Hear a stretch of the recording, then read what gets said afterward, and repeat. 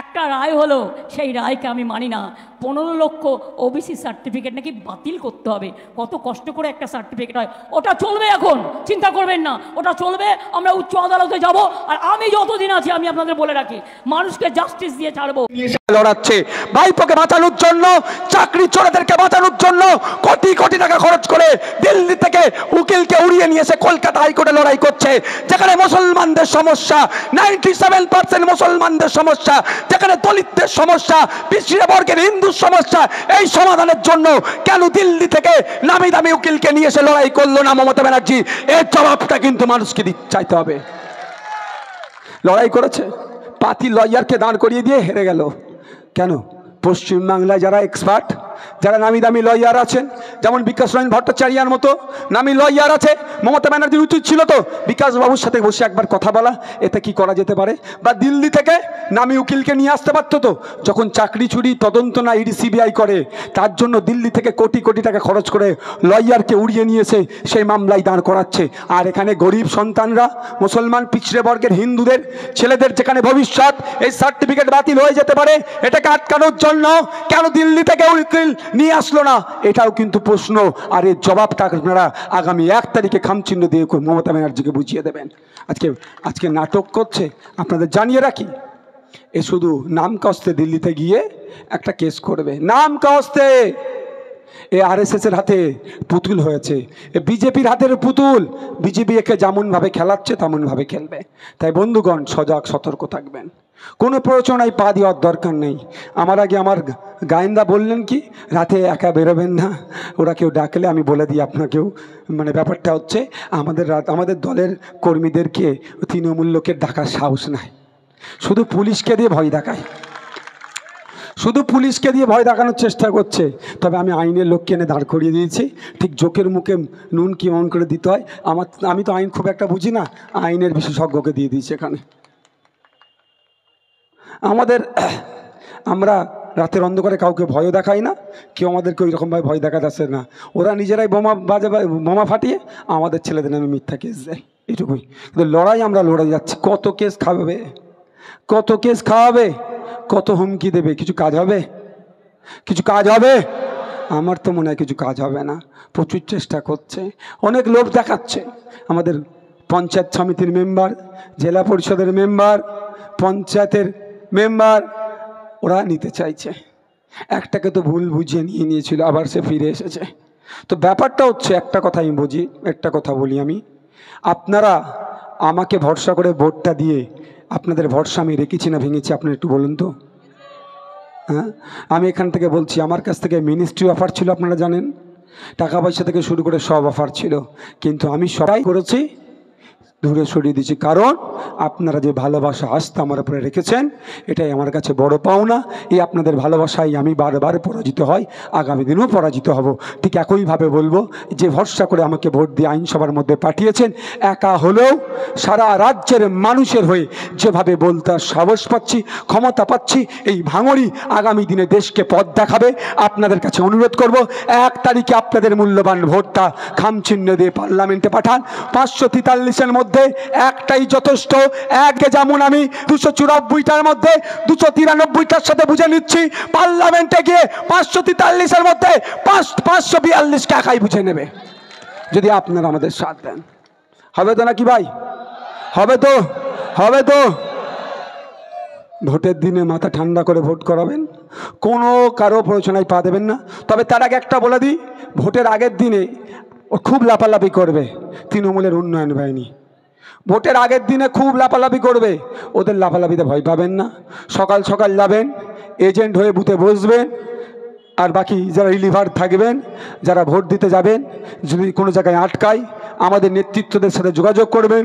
আমাদের নেতৃত্বরা পুলিশ অবজারভারের সাথে সরাসরি যোগাযোগ করবে এবং আপনাদেরকে ঐক্যবদ্ধ হয়ে ভোট দান করতে নিয়ে যাবে। ভোট কেন্দ্রে যাবেন এবং ভোট দিয়ে ফিরে আসবেন। আর 4 তারিখে ব্যাটাদের কি হবে? বিদায় হবে।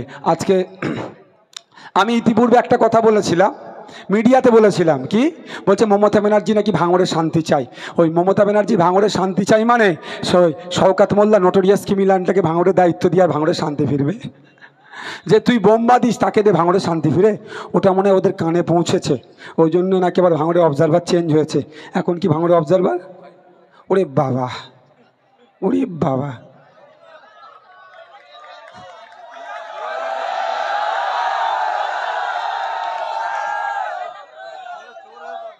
হ্যাঁ ভালো তো, আমাদের কি কোনো অসুবিধা হবে? ভাঙড়ের মানুষের অসুবিধা হবে? আমাকে প্রশ্ন করেছিল যখন ভাঙড়ে থানা বাড়াবে বলছিল, ভেবেছিল আমাদেরকে জব্দ করে ফেলবে। তো আমাকে প্রশ্ন করেছিল ভাঙড়ে থানা বাড়ছে কি বলছেন? আমি বলেছিলাম ভাঙড়ের গ্রামে গ্রামে নয়, পাড়ায় পাড়ায় থানা করে দিলে আইএসএফ শান্তিতে থাকবে। পাড়ায় পাড়ায় থানা করে দিক না। দুঃখের বিষয় আজকে শুধুমাত্র পুলিশকে দিয়ে ভাঙড়ে দলটা চলছে। শুধু ভাঙড় নয়, সারা রাজ্যে পুলিশ মাইনাস তৃণমূল শূন্য হয়ে যাবে। আচ্ছা, আমার ওখান থেকে সিগন্যাল দিচ্ছে লাইটের, হ্যাঁ কটা বাজে? কটা বাজে?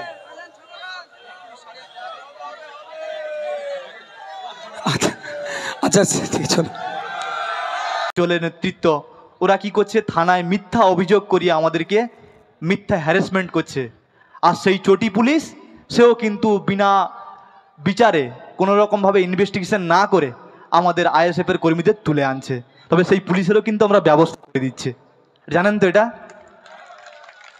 গতকাল আমরা একটা র্যালিতে অংশগ্রহণ করেছিলাম, একজন ওখানকার উনি আমাদের একটা আইএসএফের কর্মীকে বললে, বলে আইএসএফ এখানে কিছু নেই, তোরা এই ফ্ল্যাগ টাকাবি, মানে আইএসএফ এর এখানে জন্ম নেই, যাদবপুর থেকে আইএসএফ যেতে দেবো না। সেই নিয়ে ও আইএসএফ খুলে নেয় এবং মারধরক শুরু করে।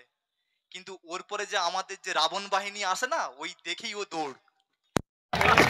তো এর থেকে পুরো প্রমাণিত যে তোলামূলের কিন্তু কিছুই নেই, শুধু ফাঁপা আওয়াজ। আমাদের সওগাত সাহেব যেটা করছেন বর্তমানে, উনি উচ্চ সংকটে ভুগছেন, তাই ওই ঘটকপুকুর বাজারে সারা দিন আর সারা রাত বসে আছেন, উনি ভাঙড় নিয়েই পড়ে আছেন।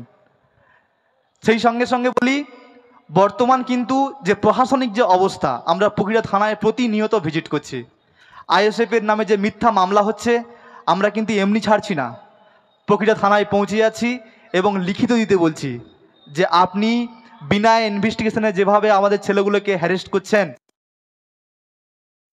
সেই রকম আমাদেরও কিন্তু লিখিত কমপ্লেনে আপনাকে কিন্তু ওদেরকেও গ্যারেজের ব্যবস্থা করতে হবে, নাহলে আমরাও কিন্তু ছাড়বো না। সেই মোতাবেক কালকে আমাদের ওদের বাড়িতে একটা বোম চার্জ হয়, গুলিও চলে, পায়ে এখানে খুব আঘাত হয়, আক্রান্ত হয়ে পড়ে।